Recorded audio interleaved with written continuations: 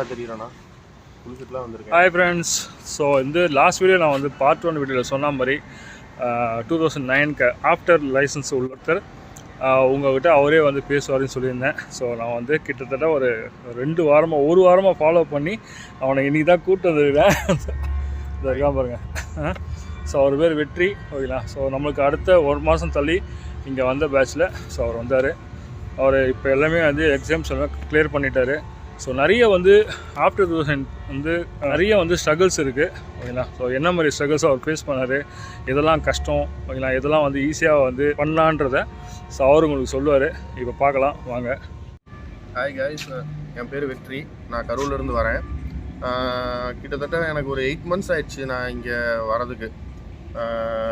Last ஏப்ரலில் தான் நான் இங்கே ஏப்ரல் லாஸ்ட் வீக் இருக்கும், அப்போ தான் நான் இங்கே ஹங்கேரி வந்து இறங்குறேன்.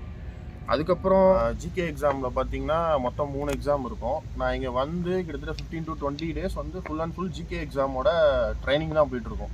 ஃபஸ்ட்டு ஒரு 1 week வந்து அதை நமக்கு டீச் பண்ணுவாங்க. அதுக்கப்புறம் ஒரு குறைஞ்சது ஒரு 2 weeks 3 weeks வந்து நமக்கு ஃபுல் அண்ட் ஃபுல் மார்க் எக்ஸாம்லேயே கொண்டு போவாங்க. அந்த மார்க் எக்ஸாம்லேயே நம்ம வந்து எக்ஸ்பீரியன்ஸ் ஆயிரும். நம்ம அந்த எக்ஸாம் எப்படி எழுதணும் எல்லாமே நமக்கு ஒரு கிளியரன்ஸ் வந்துடும்.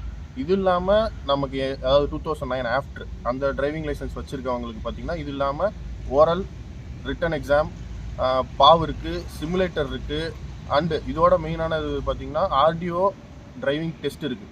இது எல்லாமே நம்ம ஈஸியாக கம்ப்ளீட் பண்ணிடலாம். ஆனால் அந்த ஆர்டிஓ டிரைவிங் டெஸ்ட் வந்து ரொம்ப ரொம்ப மைன்யூட் மிஸ்டேக்ஸ்லாம் அவங்க வந்து நோட் பண்ணி ஃபெயில் பண்ணுவாங்க. கிட்டத்தட்ட எனக்கே பார்த்திங்கன்னா 2 எக்ஸாம் ஃபெயில் பண்ணாங்க. 3rd எக்ஸாமில் தான் நான் எல்லாமே கிளியர் பண்ணேன்.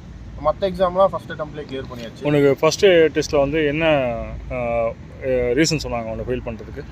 ஃபஸ்ட் எக்ஸாமில் பார்த்தீங்கன்னா பிஃபோராகவே நான் இண்டிகேட்டர் போட்டேன் அப்படிங்கிறாங்க. இப்போ ஒரு இடத்துல என்ன பார்க் பண்ண சொன்னாங்க. பார்க் பண்ணும்போது இவங்க என்ன ரூல்ஸ் வச்சுருக்காங்கன்னா ஒரு சர்டைன் மீட்டர்ஸ்க்கு உள்ளே இருக்கும்போது தான் இண்டிகேட்டரை வந்து நம்ம போட்டு ரைட்டில் வந்து வண்டியை வந்து பார்க் பண்ணணும். நான் வந்து கொஞ்சம் பிஃபோராகவே இண்டிகேட்டரை போட்டுட்டேன்னு சொல்லி ஃபஸ்ட் இன்டர்வியூவில் என்னை ஃபீல் பண்ணாங்க. இதுதான் என்னோடய ஃபஸ்ட் இன்டர்வியூ. இதே மாதிரி செகண்ட் டெஸ்ட்டில் என்ன ஆயிடுச்சுன்னா இங்கே வந்து ரவுண்ட் அபவுட்னு ஒரு இது இருக்குது. ஆக்சுவலாக நம்ம ஊரில் சொல்கிறது ரவுண்டானா, இங்கே அதே மாதிரி ஒரு ரவுண்ட் அபவுட்னு ஒன்று இருக்குது. அந்த ரவுண்ட் அபவுட்டுக்குள்ளே வந்து பார்த்திங்கன்னா நம்ம ட்ரக்ஸ் வரும்போது உள்ளே நமக்கு லெஃப்ட் சைடு இருக்க வண்டிக்கு தான் ஃபஸ்ட்டு ப்ரிஃபரன்ஸ் இருக்கும். நம்ம ஊர் இருக்க மாதிரி நம்ம உள்ளே போயிடலாம், குறுக்க நுழைஞ்சு போயிடலாம் அப்படின்லாம் போக முடியாது. லெஃப்ட் சைடு இருந்து வர வண்டிங்க பார்த்திங்கன்னா நம்மளை லெஃப்ட் சைடில் எந்த வண்டியும் வரல அப்படிங்கும் போது தான் நம்ம உள்ளே போக முடியும். அப்படி இருக்கும்போது நான் உள்ளே நுழையும் போது லெஃப்ட் சைடில் ஒரு கார் வந்துருச்சு. காருங்கும் போது கொஞ்சம் அது ஃபாஸ்ட்டாக வரவும் நம்ம பெரிய ட்ரக் ஓட்டிகிட்டு போயிட்டுருப்போம். அது கொஞ்சம் நம்ம ஸ்லோவாக தான் போவோம். அது எனக்கு முன்னாடி ஃபாஸ்ட்டாக வந்து எனக்கு பின்னாடி ஸ்டாப் ஆயிடுச்சு. ஸோ அதனால் என்ன செகண்ட் டெஸ்ட்டில், அதாவது நீங்கள் வந்து ப்ரிஃபரன்ஸ் கொடுக்கல, லெஃப்ட் சைடு வந்த வெஹிக்கிளுக்கு ப்ரிஃபரன்ஸ் கொடுக்கலன்னு சொல்லி என்னை வந்து செகண்ட் அட்டெம்ப்ட்டில் ஃபெயில் பண்ணிட்டாங்க. அப்புறம் இதெல்லாம் ரெகக்னைஸ் பண்ணி 3rd அட்டெம்ப்ட்டு நான் கிட்டத்தட்ட 3rd அட்டெம்ப்ட் ஒரு 20 days தான் வெயிட் பண்ணேன். 3rd அட்டெம்ப்ட் வந்துச்சு. 3rd அட்டெம்ப்ட்டில் இதெல்லாம் ரெகக்னைஸ் பண்ணி கரெக்டாக விட்டு 3rd அட்டெம்ப்ட்லேயும் பாஸ் ஆகிட்டேன். இது இல்லாமல் உங்களுக்கு பாவ்னு ஒரு சைக்கோமெட்ரிக் எக்ஸாம் இருக்குது. அந்த பாவ் எக்ஸாம் பார்த்திங்கன்னா ரொம்ப நம்ம மென்டல் ஸ்டேட் எப்படி இருக்குன்னு நம்மளை அவங்க கணிப்பாங்க. அந்த எக்ஸாம் தான் பாவ். நம்ம அதில் வந்து ஒரு 15 minutes தான் எக்ஸாம் இருக்கும். அதுலேயே வந்து அவங்க நம்ம அது இருந்தால் தான் அந்த பாவ் எக்ஸாமோட சர்டிஃபிகேட் இருந்தால் தான் ஹங்கேரிக்குள்ளே வண்டி ஓட்ட முடியும். ஹங்கேரி விட்டு நீங்கள் வெளியே வந்து உங்களுக்கு பாவ் வந்து மேண்டட்டரி கிடையாது. ஆனால் ஹங்கேரிக்குள்ளே பாவ் நெசசரி. சரி வெற்றி, இப்போ அது போக இல்லாமல் கேஸ் ஸ்டடினா என்ன, ஓரலில் என்ன மாதிரி கேள்விகள் கேட்பாங்க, சிமுலேட்டில் என்ன மாதிரிலாம் டெஸ்ட் இருக்கும்? இப்போது கேஸ் ஸ்டடியை பற்றி பார்த்தீங்கன்னா அந்த ஜிகே எக்ஸாம் 3 எக்ஸாமில் என்ன இருக்கோ அதை வந்து நீங்கள் ரிட்டனாக ஒரு பேராகிராஃபாக எழுதலாம், புல்லட் மார்க் போட்டு எழுதலாம். ஒரு மொத்தம் பார்த்தீங்கன்னா உங்களுக்கு டிபெண்ட்ஸ் அப்பான் 7 கொஸ்டின் அது மாதிரி இருக்கும். மேபி மார்க்கு கொடுத்துருப்பாங்க. அதில் ஒரு 60 மார்க்ஸ் நீங்கள் ஸ்கோர் பண்ணால் பாஸு. உங்களுக்கு புல்லட் மார்க் போட்டு பெருசாக ஒரு பேராகிராஃப் மாதிரி எஸ்ஏ ரைட்டிங் மாதிரி ஒவ்வொரு கொஸ்டின் அதே ஜிகேயில் படித்தா அதே கொஸ்டின் தான் இருக்கும். ஆனால் நீங்கள் வந்து ஜிகே எக்ஸாமில் ஆப்ஷனல் டைப்பில் கொடுப்பாங்க. 3 ஆப்ஷன் கொடுத்து அதில் ஒன்றை வந்து நீங்கள் மார்க் பண்ணுற மாதிரி இருக்கும். ஆனால் இந்த எக்ஸாமில் பார்த்தீங்கன்னா நீங்கள் அதை அப்படியே பேராகிராஃபாக எழுதணும். அப்படி இல்லைனா புல்லட் பாயிண்ட் போட்டு நீங்கள் ஒவ்வொரு ஆப்ஷனையும் மார்க் பண்ணி காட்டணும். அது மாதிரி எக்ஸாம் இது ரிட்டன் எக்ஸாம். இது இல்லாமல் பார்த்தீங்கன்னா ஓரல் எக்ஸாம் இருக்குது. ஓரலுமே சேம் தான். ஜிகேயில் வர மொத்தமும் அந்த 3 பேப்பரில் இருக்க ஜிகே இருக்கிற 3 பேப்பர்லேயும் இருந்து தான் ஓரல் எக்ஸாம்லேயும் உங்களுக்கு கொஸ்டின் கேட்பாங்க. அந்த கொஸ்டின் எப்படி கேட்பாங்கன்னா மொத்தம் ஒரு 24 24 பார்ட் இருக்குது. ஒவ்வொரு பார்ட்லேயும் பார்த்தீங்கன்னா 3 கொஸ்டின் இருக்கும். அது உங்களுக்கு ரேண்டமாக சூஸ் பண்ணுவாங்க. இப்போ நீங்கள் வந்து அந்த எக்ஸாம் எப்போ நடக்கும்னா, நீங்கள் டிரைவிங் டெஸ்ட்டுக்கு போகிறீங்க, ஆர்டிஓ முன்னாடி நிற்பார். அப்போ தான் உங்களுக்கு ஃபஸ்ட்டு இந்த ஓரல் எக்ஸாம் முடிச்சுட்டு தான் உங்களை வண்டியிலே ஏற்றுவாங்க. ஓரல் எக்ஸாம் எப்படின்னா, உங்கள் பேரை போட்டு அந்த டேப் ஒன்று வச்சுருப்பாங்க. அந்த டேப்பில் வந்து உங்கள் பேரை போட்டு சும்மா அது ஒரு ரேண்டமாக ஒரு நம்பர் சூஸ் பண்ணி கொடுக்கும். 1 to 24 ரேண்டமாக ஒரு நம்பர் சூஸ் பண்ணி கொடுக்கும். அதில் எந்த கொஸ்டின் வருதோ அது நம்மளுக்கு அந்த கொஸ்டின் ஐட்டம் நம்பர்னு கொடுத்துருப்பாங்க. அந்த இதுலேருந்து உங்களுக்கு ஒவ்வொரு இதுலேயும் 3 கொஸ்டின் இருக்கும். அந்த 3 கொஸ்டினுக்கு நீங்கள் ஆன்சர் பண்ணி அதில் பாஸ் ஆனால் தான் அடுத்து டிரைவிங்.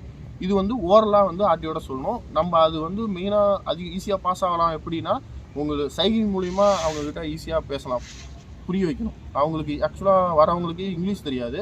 நம்ம கூட ஒரு டிரான்ஸ்லேட்டர் இருப்பாங்க. டிரான்ஸ்லேட்டர் சொல்கிறத விட சைகை மூலியமாக செஞ்சு அவங்கள புரிய வச்சுட்டிங்கன்னா அவர் ஈஸியாக பாஸ் பண்ணிடுவாங்க. எனக்கு அப்படி தான் ஆச்சு. நான் வந்து கொஞ்சம் சைகை மூலிமா ஒவ்வொரு விஷயமும் எங்கே இருக்குன்னு போய் பக்கத்தில் இப்போ டயரில் செக் பண்ணுறது, ஏர் செக் பண்ணுறது, இந்த மாதிரி விஷயம், இல்லீகல் இமிகிரன்ஸ் எந்த இடத்துலலாம் ஒளிவாங்க அப்படின்னு கேட்குறதெல்லாம் நம்ம அவங்க நேரடியாக கூப்பிட்டு போய் அவங்கள எங்கெங்கே இருக்குதுன்னு காமிச்சு கொடுத்தோம்னா அவங்க வந்து இம்ப்ரெஸ் ஆகிடுவாங்க. நம்ம ஓரலில் அந்த இதில் ஈஸியாக பாஸ் ஆகிடலாம். அதுக்கப்புறம் தான் உங்களுக்கு டிரைவிங்கே போகும். இதுக்கப்புறம் பார்த்தீங்கன்னா நெக்ஸ்ட் எக்ஸாம் பார்த்தீங்கன்னா சிமுலேட்டர் எக்ஸாம் பார்த்தீங்கன்னா அது ஒன்றும் பெரிய கஷ்டம்லாம் கிடையாது. நம்ம வீடியோ கேம் விளையாடுறோம்ல, வீடியோ கேம் தான். நம்ம வீடியோ கேமில் ஒரு ட்ரக் ஓட்டுறோம். ஆனால் இது எப்படின்னா, ஒரு 50 மீட்டர்ஸ் 100 மீட்டர்ஸ் ஓட்டுற மாதிரி இருக்கும். நம்ம பாட்டுக்கு ஓட்டிகிட்டு போயிட்டுருக்கோம். திடீர்னு அப்டிக்கல்ஸ் முன்னாடி ஒன்று வரும், ஒரு பில்லர் மாதிரி வரும். அதுக்கு தகுந்த மாதிரி நம்ம பிரேக்கிங் ரியாக்ஷன், இந்த ரியாக்ஷன்லாம் நம்ம கரெக்டாக பண்ணுறோமா, பிரேக் கரெக்டாக அமுக்குறோமா அப்படின்னு சொல்லி கம்ப்யூட்டரே இது வந்து நம்ம மானிட்டர் பண்ணிடும். இது வந்து வேறு யாரும் பாஸ்லாம் நம்மளை போட முடியாது. நம்ம பாஸ்னா பாஸ், ஃபெயில்னா ஃபெயில். மொத்தம் இதில் வந்து மூணு விதமான டெஸ்ட் இருக்கும். டிஃப்ரெண்ட்டாக 3 விதமாக. ஒன்று டக்குன்னு ரைட்டில் திரும்ப சொல்லுவோம், டக்குன்னு லெஃப்ட்டில் திரும்ப சொல்கிறோம், அது மாதிரி எக்ஸாம் இருக்கும். இன்னொன்று பில்லர் வரும். இதில் ஒரு எக்ஸாமுக்கு 2 அட்டெம்ப்ட், அதாவது ஒரே ஒரு இதுக்கு வந்து 2 அட்டெம்ப்ட் கொடுப்பாங்க. 2 அட்டெம்ப்ட்லேயும் நம்ம ஒழுங்காக நம்ம பிரேக்கிங் டிஸ்டன்ஸ் பண்ணல, ஃபெயில் ஆகிட்டோம் அப்படின்னா அந்த சிமுலேட்டரில் ஃபெயில். சிமுலேட்டர் பாஸ் பண்ணால் தான் ஜிகே வந்து நம்ம ஜிகே மொத்தமும் நமக்கு கிடைக்கும். பாவ் எக்ஸாம் பார்த்தீங்கன்னா அடுத்ததான் பாவ் எக்ஸாம். நீங்கள் புத்தாபிஸில் தான் பாவ் எக்ஸாம். நீங்கள் அங்கே பாவ் எக்ஸாம் வந்து நம்ம அண்ணன் வீடியோ போட்டிருக்காரு. அந்த வீடியோ பார்த்தீங்கனாலே உங்களுக்கு நல்லா புரியும். ஓகே நண்பர்களே, நமக்கு தேவையான கேள்விகளை வந்து வெற்றிகிட்ட கேட்டிருந்தோம். ஸோ வெற்றி வந்து கிளியராக உங்களுக்கு வந்து எனக்கும் சொன்னார். ஸோ உங்களுக்கும் வந்து புரிஞ்சிருக்கோம் நம்புகிறேன். ஸோ வந்து ஓகேங்களா. ஸோ வெற்றிக்கு ஒரு பெரிய தேங்க்யூ தம்பி. ஓகேங்களா.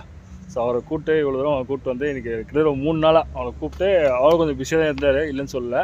ஆனால் வந்து அவரையும் எதிர்பார்க்க முடியாது. ஓகேங்களா. ஸோ வந்து கூப்பிட்டு வந்து இங்கே வந்து உங்களுக்காக வந்து ஒரு வீடியோ வந்து பண்ணியிருக்கேன். ஸோ உங்களுக்கு பிடிக்க நம்புகிறேன். ஸோ ஓகேங்களா. ஸோ பார்த்துட்டு உங்களுக்கு வேல்யூபிள் கமெண்ட்டை கொடுங்க. தேங்க்யூ. பாய்.